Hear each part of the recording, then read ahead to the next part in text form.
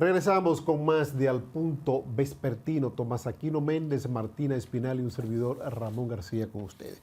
Miren, sin duda alguna el año que casi concluye, el 2024, se caracterizó por grandes decomisos de drogas narcóticas en el puerto multimodal Caucedo, muy en especial. Ahí una de las cifras históricas, 9 toneladas y pico de drogas narcóticas, de cocaína, muy en especial, que muy cotizada en el mercado. Entonces, lo que no se presentaron fueron los responsables de ese cargamento. Son algunos peoncitos, que el que manejaba el montacarga, el que manejaba esto, pero ¿quiénes son los propietarios de estas drogas? ¿A quién iban destinadas? ¿Quién iba a recibirla? Pero no concluye bien el año cuando se apresa a un capitán activo de la Armada Dominicana con una cantidad importante de dinero y también con una cantidad importante de cocaína. Entonces, realmente esto mueve mucha preocupación, que ya hasta los estamentos militares, los estamentos llamados a proteger a la ciudadanía, estén siendo usados, estén siendo infiltrados por los narcotraficantes. Sin duda alguna es muy preocupante esto. Uno tiene que, en una dirección, saludar las acciones de las autoridades contra el narcotráfico, perfecto. Los golpes que se le han dado, los que se han detenido, aunque uno finalmente se pregunta qué ha pasado con los responsables, porque en la mayoría de los casos se atrapa la droga y no se atrapa a los culpables, a los dueños, a los que son los que se encargan de traer ese veneno al país. Y en este último caso, ese capitán de corbeta que está ahí en la pantalla, el capitán Danilo Matos Méndez, ese fue detenido en una forma muy extraña, porque era como si lo estuvieran esperando en ese retén.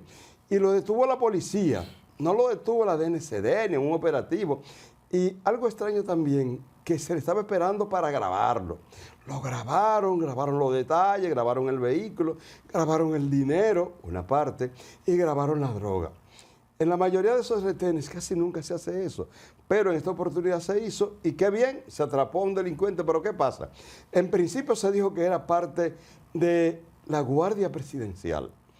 Eso provocó un escándalo, comenzaron los cuestionamientos, al punto de que el Ministerio de Defensa emitió un comunicado aclarando que no era parte del CUSEP. Perfecto. Nos alegramos que esté desvinculado de la zona del presidente de la República. Pero el Ministerio de Defensa no convenció con ese comunicado. ¿Por qué no convenció? Porque simplemente se limitó a decir, no es parte de la Guardia Presidencial, pero sigue siendo militar. Claro. Un alto oficial asignado a una comisión importante del cambio climático. Y a eso no se refiere el Ministerio de Defensa. Eso quiere decir que si usted comete una acción delictiva, sea con droga o sea con lo que sea, si es de la Guardia Presidencial, sí se desvincula de una vez. Pero si no, sigue siendo militar. Es lo que todos estamos preguntándonos en el día de hoy y es lo que este programa exige que se aclare. ¿Qué pasa con Dailin Matos Medina? Sigue siendo militar. No hemos visto ni el decreto, ni la disposición, ninguna resolución. Está detenido. Pero solo se aclaró que no es del CUSEP, no es de la Guardia Presidencial, aunque fue anteriormente, hasta el 2020. Ellos aclaran que no es ahora. Queremos que las autoridades aclaren esto, cómo se aclare lo referente a su detención. Se habla de que fueron 37 millones. Las autoridades tímidamente han dicho no, que era 1.4, pero sigue insistiéndose. Otros sectores, no sabemos de dónde vienen las informaciones en esa dirección, que insisten en que eran 37 millones y 2 kilos de cocaína. Entonces, quedan como una nebulosa en ese sentido que debe ser aclarada por las autoridades, como falta por aclarar lo de los 9.8 toneladas. Todavía el gobierno no ha respondido al gobierno de Guatemala ni al gobierno de Honduras, que dicen no fue aquí que se cargó esa droga, fue allá. Aquí simplemente se ha dado la información, bueno, lo importante es que se atrapó aquí. Ok, es correcto que se atrapó, pero hay cosas que aclarar. Queremos claridad con ese sentido. En el caso del capitán que usted dice, realmente hay que ver, porque donde manda un capitán hay un mayor, y encima de un mayor hay un coronel, y el coronel a su vez tiene un general. Lo atraparon con la mano en la masa ahí porque justamente parece ser que estaban detrás de él. Pero ¿cuántos negocios, cuántos envíos no habían tenido éxito? ¿Cuántos? No se sabe cuántos. Muchos, lo más probable que ocurriese. Entonces, esto llama a preocupación, como decíamos al inicio, de que nuestros cuerpos armados, lo llamado a preservar el orden público, lo llamado a controlar la delincuencia, pues estén siendo infiltrados por el narcotráfico y el más alto nivel. Al más alto nivel, ¿por qué? Porque cuando se habló, y usted muy bien lo expresó, de que pertenecía a la Guardia Presidencial, bueno, hasta agosto, hasta noviembre del 2020, perteneció a la Guardia Presidencial, que después fue trasladado a otra institución del Estado Dominicano, al cambio climático, pero sigue siendo un militar, seguía siendo un capitán. No era raso cuando pertenecía a la Guardia Presidencial y lo ascendieron a capitán para llevarlo al cambio climático. No, era capitán. Y hay una cosa que yo no sé, yo insisto con eso. Eso que pasó con el capitán, la forma como lo detuvieron, la forma como lo expusieron, eso no se da. Se han hecho, ese cargamento, por ejemplo, es 9.8, se atrapó. Y aquí se presentó imagen de ese cargamento, de esa gente cuando lo atraparon con eso. No. Y cada rato se atrapó uno en Pedernales de 4 puntos y algo, se atrapó uno en Baní, y no hemos visto eso que sucedió con el capitán. Estaban esperándolo, lo firmaron y lo expusieron en las redes, esposado con el otro compañero. O sea que violentando el Código Procesal Penal. Sí. Violentándolo. ¿Y quién lo firmó? Estaban preparados para firmarlo donde estaban. Hubo una denuncia, hubo una queja, tal vez el capitán no cumplió con quien tenía que cumplir. No sabemos. Lo que sí sabemos y queremos es que se hagan todas las aclaraciones precisas, porque seguimos insistiendo, felicitamos a las autoridades por los golpes al narcotráfico, pero es tanta la droga que está llegando que queremos que las autoridades aclaren lo referente a la vinculación de ciertos sectores, especialmente militares, con esto del mundo del narcotráfico, porque se dice que ahora es más abundante la cantidad de droga en los barrios que anteriormente. Se están dando golpes fuertes a la mayor cantidad, pero la menor cantidad, es decir, el microtráfico, está como mayor regado en la población dominicana. Está creciendo, está creciendo. Indudablemente que el narcotráfico es algo preocupante, siempre lo ha sido, pero ahora está siendo como mucho más preocupante. ¿Por qué?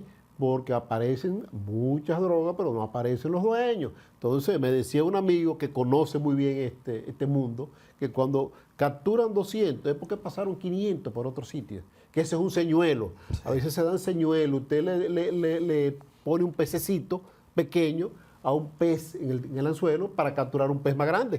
Usted sacrifica, es un sacrificio de ese pececito, de esa sardinita, para capturar un mero grande de 5 libras o 6 libras. Vamos a seguir confiando en las autoridades, seguimos esperando que se aclaren las cosas, tanto lo de los 9.8 como lo del capitán de navío, como todo lo que se hace con esa dirección.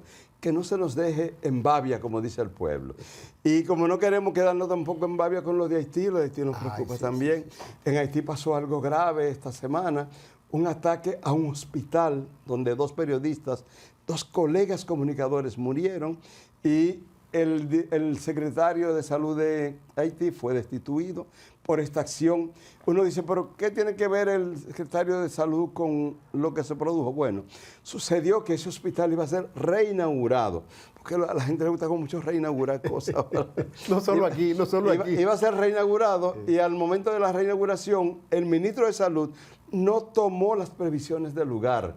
Es decir, convocó a reinaugurarlo, pero no se hizo acompañar de las autoridades judiciales, militares, para poner medidas estrictas y proteger y cuidar a los ciudadanos. En Haití todo es posible.